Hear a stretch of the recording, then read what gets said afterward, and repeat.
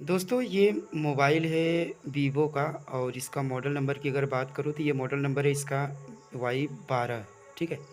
तो इसमें प्रॉब्लम है डिस्प्ले का। ठीक है, ये फ़ोल्डर इसका काम नहीं कर रहा है। ठीक है, तो हमारे पास एक फ़ोल्डर हमने लाया है मार्केट से जो कि मीटू का है और हमने ये फ़ोल्डर निकाल करके रखा है यहाँ पे। ठीक है, ये मीटू का फ़ोल्डर है लेकिन ये Y12 है, ये सेट Y12 है बट इसमें Y3 Y12 ये सब सेट में लग जाता है फ़ोल्डर। ठीक है, तो आज हम बताएंगे कि आपको प्रोफेशनल तरीके से कैसे फ़ोल्डर को लगाना चाहिए। ठीक है, वीडियो को शुरू से लास्ट तक देखना। चैनल पे हमारे नए हो तो सब्सक्राइब कर लेना क्योंकि हेल्पफुल वीडियो हमेशा आपके लिए बनाता रहता हूँ। ठीक है, तो वीडियो को चलिए करते हैं स्टार्ट।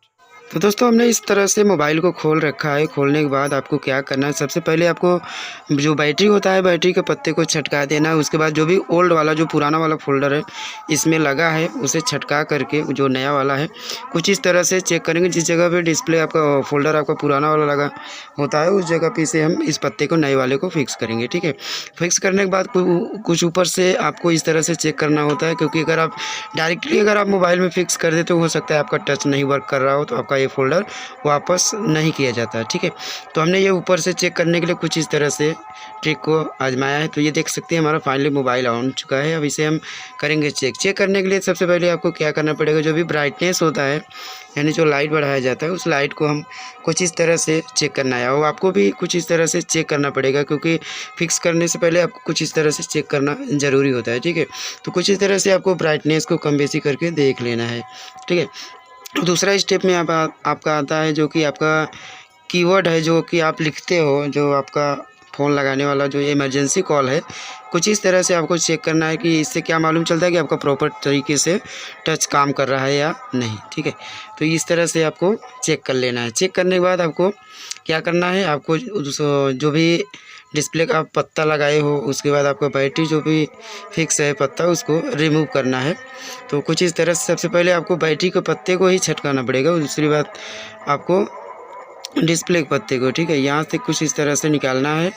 आपको एक एक चीज़ अच्छे से मैं आपको समझा रहा हूँ ताकि कुछ अलग तरीके से बता रहा हूँ। कुछ इस तरह से डिस्प्ले आपका फ़ोल्डर लगता है क्योंकि देखिए जो जल्दबाजी में लगा देते हैं फ़ोल्डर तो बाद में दिक्कत आने का चांसेस बढ़ जाता है। ठीक है, 99% लोग कुछ इस तरह से इस लेयर को निकालते नहीं हैं, वैसे ही लगा देते हैं। तो आपका टच जो है बोलते हैं कस्टमर लेकर आते बोलते हैं कि भैया टच हमारा इधर उधर काम कर रहा है। ठीक है, तो कुछ इस तरह से आपको लेयर को निकाल करके फ़ोल्डर के कुछ इस तरह से चिपका देना है। ठीक है, जो भी साइड में ग्लू होता है अगर वो पत्ते में चला जाता है तो आपका फ़ोल्डर काम नहीं करता है। ठीक है, तो हमने ये चेक कर लिया है। अब जो ये पुराना वाला फ़ोल्डर था हम इसे निकालेंगे बाहर निकालने के बाद इसमें हम क्या करेंगे, ये जो पुराना वाला था ये गिरने के कारण से ख़राब हुआ था। दोबारा जो है हमने ये इसमें मीटू का फ़ोल्डर लगा रहा हूँ। तो जो भी देखिए यहाँ पे फ्रेम है, फ्रेम के साइड में जो डस्ट होते हैं उसे अच्छी तरह से साफ़ कर लेना है। तो फाइनली हमने इसे साफ़ कर दिया है। साफ़ करने के बाद हम क्या करेंगे, ग्लू लगाएंगे। ग्लू जो हम यूज करते हैं वो अच्छा वाला है, वाइट में का है। ठीक है, ये क्या है कि इससे आपको इसका मॉडल नंबर की मैं बात करूँ जो मैं ग्लू यूज करता हूँ मीटू का है और T8000 इसका मॉडल है और बहुत ही बेस्ट क्वालिटी का है और ये अच्छे से वर्क करता है यानी अच्छे से पकड़ता है। और इसे फ़ोल्डर लगाने में जो हम ग्लू यूज करते हैं इसे 2 घंटे के बाद आप रबड़ को आसानी से निकाल सकते हो और अच्छी तरीके से फिक्सेबल होता है और अच्छे से पकड़ता भी है।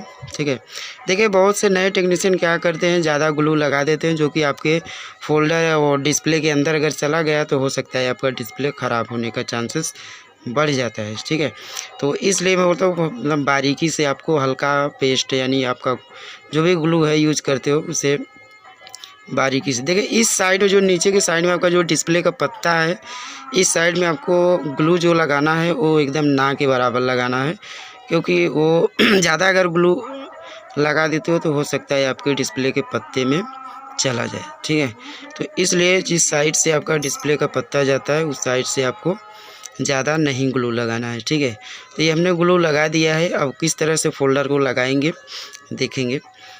तो देखिए एक एक चीज़ मैं अच्छे से आपको दिखा रहा हूँ कुछ किस तरह से फ़ोल्डर को, नया फ़ोल्डर को लगाया कैसे जाता है, ठीक है।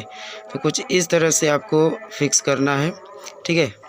ऊपर के साइड से आपको हल्के से प्रेस करके रखना है और जो भी गम लगा है कुछ इस तरह से आपको साफ़ कर देना है साइड से, ठीक है। देखिए, अगर आपके मोबाइल का जो भी फ्रेम है, फ्रेम को आप जितनी अच्छे से सफाई देंगे, आपका फ़ोल्डर बहुत ही अच्छी तरीके से बैठेगा, यानी कि बहुत अच्छे से कंफर्टेबल महसूस करेगा, ठीक है।